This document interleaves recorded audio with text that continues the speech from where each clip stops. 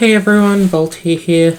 Today we're going to be doing another stats video. A couple of weeks ago, Pat, our lovely committee member, held a tournament over in Perth, lovingly named the WAtionals, or the WAtionals.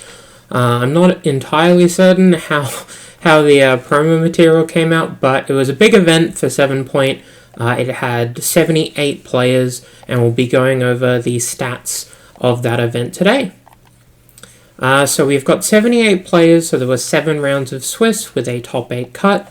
The top 8 decks were 6 unique decks across 6-ish archetypes, maybe 5-ish. There were 2 Grixis decks, 2 Dimir Moon decks, a Jund deck, a Mardu deck, a Mono Red deck, and an Eldrazi deck. And out of the top 8 decks, 4 of them were 8 points, so well done there to WA, very good representation. So the decks and the pilots, we had Grixis by Denby, 8-point Jund by Zoe, 8-point Mono Red by David, Mardu by Ethan, 8-point Dimir Moon by Sebastian, Grixis by Pedro, 8-point Dimir Moon by Damien, and Eldrazi by Andre. So Grixis and 8-point Jund, I believe they split the finals, so we might not have a definitive winner, but at the same time, 8-point Jund made it all the way to the last round. The most played pointed cards from the event, there were 25 copies of Reanimate, so just under a third, 24 copies of Force Will, 21 Ragavans, 20 DRSs, 16 Broadside, 15 Urza Saga, 14 Caracas and Strip Mine, 12 Ancient Tomb, Mana Vault, and Psychic Frog. This is the first event in a while since I've been doing the stat series where Force Will was not the most played pointed card. So very notable there that Reanimate has unseeded it. The top cards by point buy, Sol Ring wins out at a total of 30 points with 10 copies, and White Plume at 21 points for 7 copies, and Mana Crypt at 20 points for 4 copies, and then 5 Vamp Tutors to round it out. So Sol Ring being a 3-point card with 10 copies, and therefore occupying the most point buy over the event by a large margin, by a full 5 points, it's cleared everything else, and I think that is of note and something to be aware of. The top 10 most played mainboard cards that are not lands, so obviously there are no lands on this list. There were 55 missteps, which is actually quite low in comparison to the vast majority of other 7-point events that I've done stats for. Obviously it's still quite a presence, but at the same time, 55 out of 78 is pretty reasonable. Then there were 33 Brainstorms, 32 Bolts, 31 Ponders and Thought Seizers, 28 of a bunch of cards, Baraghoth, Fatal Push, Inquisition, and Preordain, and then 26 Plows. Baraghoth enters the top 10 played mainboard cards as the first creature. The last couple of events have been other creatures, like Tameo, for example, and Emperor of Bones, but for the most part, it tends to be one-ish creature out of the top 10. The most played sideboard cards, nothing crazy here. So 36 Pyros, 34 Rebs, 29 Consigns, 27 Hydroblast, 25 Ashioks and Blue Blast, 24 Carpets, 21 Duresses, and then 20 Deluges, Hearses, and Veil of Summer. All of these have appeared before, but I think it is of note that Consigned to Memory has cracked through and saw more of a presence than the Blue Blasts.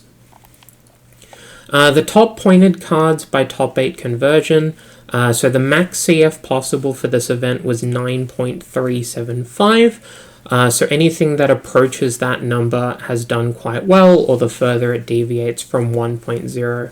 Minskimbu did the best out of all the cards that top 8'd, then Murktide, Tameo, Orcish Bowmasters, Frog, Cruise, Oculus, Mana Crypt, Reanimate, Skull Clamp, and Vamp Tutor, with a pretty gradual decline, I would say.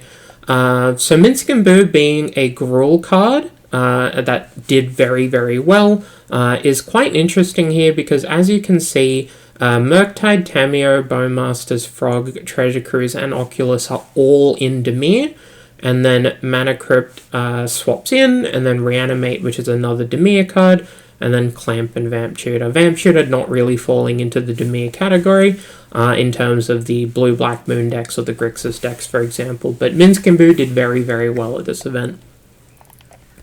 The worst pointed cards by top 8 conversion factor, so this is only going to include cards that did put a copy into the top 8.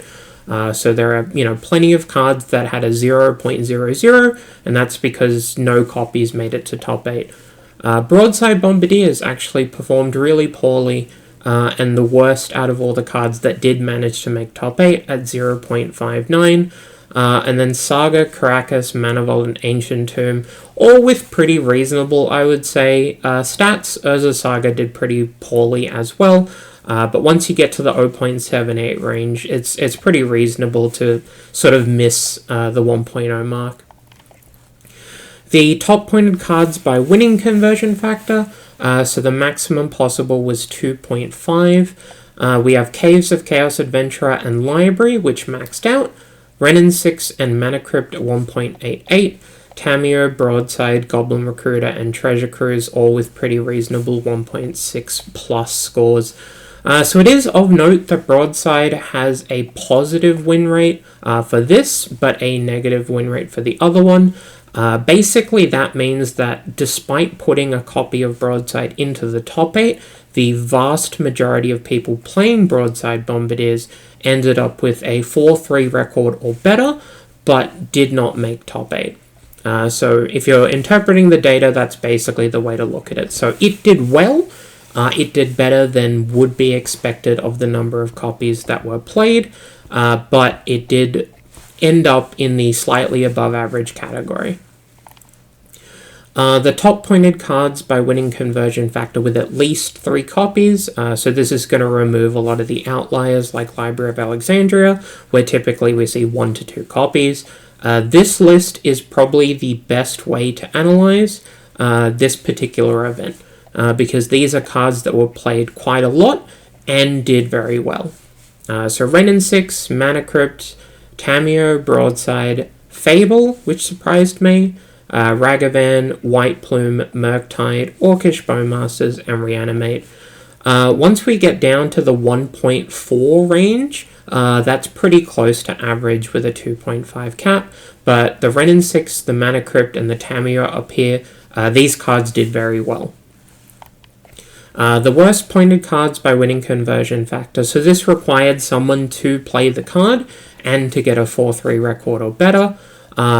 We've got Oko, so there were a couple of Okos and very few of them had positive records. So Oko was actually a very, very poor card at this tournament. Following that we have Tinker, Vamp Tutor, Top, Dreadhorde Arcanist, and Crop Rotation. So in terms of analyzing this particular event and the performance of the players who showed up with certain cards, this slide and the previous slide are the main data points that are worth examining. In terms of general archetype data, out of the 78 total decks, we had 29 8-point decks, which is quite a lot, more than a third by a large margin, and 16 of those pilots went 4-3 or better, so over half of the 8-point players had a positive record, which is really impressive. In terms of the overall archetype, so we've got 14 Blue X mid-range, 13 full combo decks, 14 aggro decks. I've added Legends to the aggro deck group here, just because there were quite a lot of Legends players in WA, which was interesting.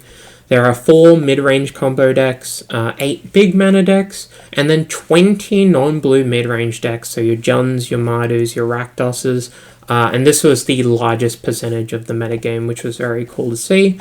And then 3 control decks, a couple of blue-red moons, and I believe 1 Jeskai control deck. But otherwise, that's the stats for the WAtionals event that happened a couple of weeks ago. In September, we are going to be having another Cambrel, and I believe that will be the next large event that I'll be doing stats for.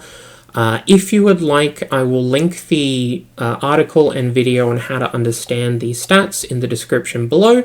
And in addition, obviously, I will link the actual data points that I used and the Google Sheet that I made. The deck list for this event will go live on Moxfield after I release this video. But otherwise, that's going to be it from me, and I will see you all next time.